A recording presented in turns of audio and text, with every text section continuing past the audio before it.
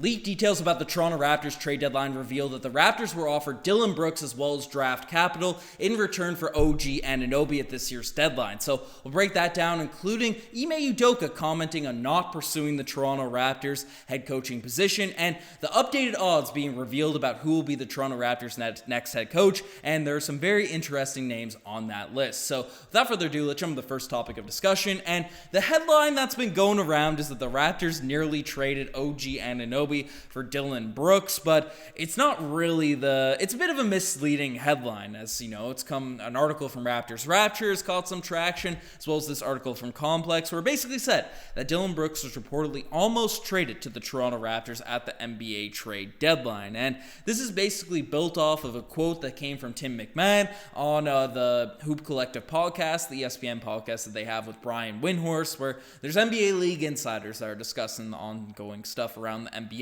But basically, Tim McMahon, the conversation was centered around Dillon Brooks, who's obviously been in the media a bunch as of late, given how he tried to pick a fight with LeBron James in the 2-7 matchup that they have going in the Western Conference. And despite the Memphis Grizzlies being a top seed, being the favorited team, Dillon Brooks is currently getting slapped right in the face by one of the all-time greats in LeBron, as a lot of Raptors fans have seen LeBron do to the Toronto Raptors teams in years past. But Dillon Brooks is making a little bit of a fool of himself, and Tim McMahon basically went on a little rant about how the Grizzlies almost already traded away Dillon Brooks at this year's trade deadline. They were shopping him up a little bit, and deals were talked about specifically with the Toronto Raptors, where the Grizzlies were offering up Dillon Brooks as well as multiple draft assets. We're not sure whether or not they were first-round picks, second-round picks, a mix of both, whatever the heck they were, but they were trying to get off of Dillon Brooks and in return receive OG Anunoby. But Tim McMahon basically said directly that the Raptors weren't taking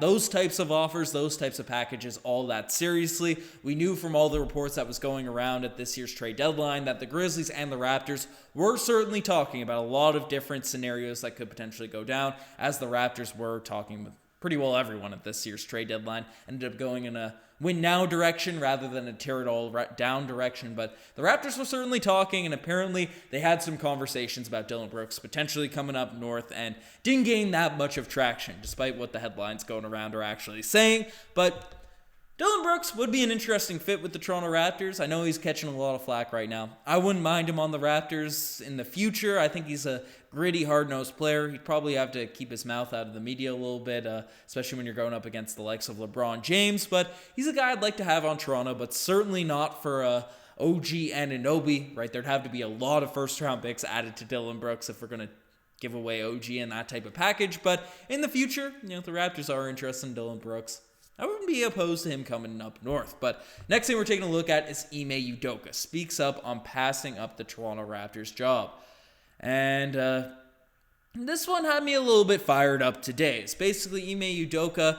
For people that don't know, when Nick Nurse was fired, Udoka was the leading candidate to potentially replace Nick Nurse with the Toronto Raptors coaching position. A bunch of NBA reporters, insiders reported that it's likely Ime Udoka could potentially fill this spot. The betting odds predicted Ime Udoka as the serious favorite to end up coaching up north, but Ime commented on the opportunity of coaching for the Toronto Raptors, and he had this to say. Basically, that obviously Houston and Detroit were the ones that opened up immediately, and then Toronto after that. Honestly, this, referring to the Houston Rockets job, is a more attractive destination than the mid-level teams that already have an established ceiling. I'd rather coach a young team up. Ime Udoka speaking on the other jobs. So, Ime Udoka's out here basically calling the Toronto Raptors mid, and the midness of the Toronto Raptors that we experienced this year is the Raptors' current ceiling with the current group that we have going on. So, while that might be the sentiment echoed by a lot of Toronto Raptors fans, and I'm not saying it's wrong, I'm not saying it's completely off base, what Ime Udoka said in the comments, but it's disrespectful. I'm taking this as a sign of disrespect. I mean, the Raptors were going to be willing to give you the reins to coach their team after the history that he's had, getting suspended from the Boston Celtics, all that sort of stuff. And he's out here just kind of clowning, and the Pistons too.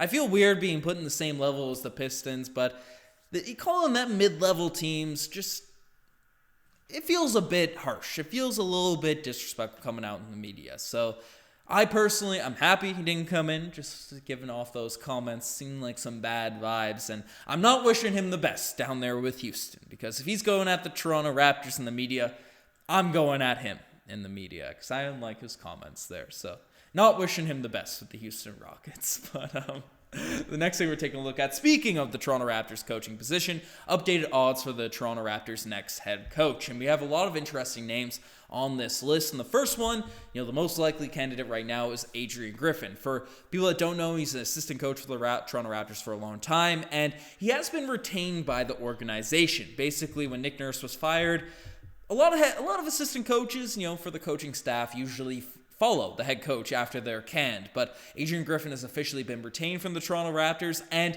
could potentially become the next head coach, according to Chris Haynes. And that's what the betting odds, they picked him as the favorite as the Toronto Raptors' next head coach. So that's pretty intriguing there. Obviously a guy that a lot of teams have been potentially interviewing, for their potential head coaching slots. He never got hired by anyone, but it seems like one of the next assistant coaches that are next up to become a head coach in the NBA. So Adrian Griffin, all of his interviews, he seems to be making sense. Those halftime interviews, the comments, seems to be well liked by the players. So he'd be a cool fit. The next name on this list, I also find very intriguing, Kenny Atkinson, who did a phenomenal job in his last head coaching stint with the Brooklyn Nets. I mean, he was handed a steaming pile of trash in terms of what the Nets had in terms of assets, and he developed that group from basically nothing, right? They had a team that was a continuous yearly lottery team, but without the draft picks, right? They didn't have enough talent to make the playoffs, but they trade away their picks in the Paul Pierce, Kevin Garnett trade, so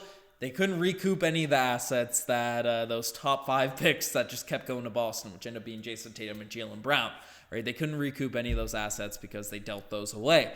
Kenny Atkinson still developed guys like Karis LeVert, right? D'Angelo Russell picked him back up from the LA Lakers, who was a bit of a lost cause, and ended up turning him into an all-star. Just did the most with what he could at that team, developed the team, and also allowed them to win games. So that's sort of the recipe of what you want in terms of a coach that's going to replace Nick Nurse. So Kenny Atkinson would be a guy I'd be happy with coming into the organization. And another guy on this list, Sam Cassell, a longtime assistant across the NBA. From what I've read, apparently is a strong defensive coach, has good defensive philosophies and all that. So it's nice that he has kind of a reputation across the league. Sam Cassell could come in here and do his thing. We have Charles Lee, who's been a longtime assistant coach for the Milwaukee Bucks, formerly with the Atlanta Hawks. Another name on that list, which I wouldn't be too opposed to coming in and coaching the squad. But the other names on this sort of odds list don't have me as encouraged. As another guy that has decent odds right now is Frank Vogel, who is not a dude I'd be happy with, as he's a plus 500 at this point. And sure, Vogel won an NBA championship. He's a good coach, right? He's a good coach in the NBA, but I don't know, we saw him get fired due to how he managed the Indiana Pacers series against us, I believe back in 2016, right? In Game 6, the Toronto Raptors were almost down and out. All Indiana had to do is keeping guys like Paul George. Solomon Hill was having a ridiculous series that playoffs are against us. And, if he kept in his guys, the Pacers were probably winning that series in 6. But he ended up resting his players for a lot of the fourth quarter for no reason at all. The Raptors ended up going on a run. Norman Powell had a ridiculous dunk. It ended up being one of the craziest playoff runs in Raptors history. That 2016 year was great.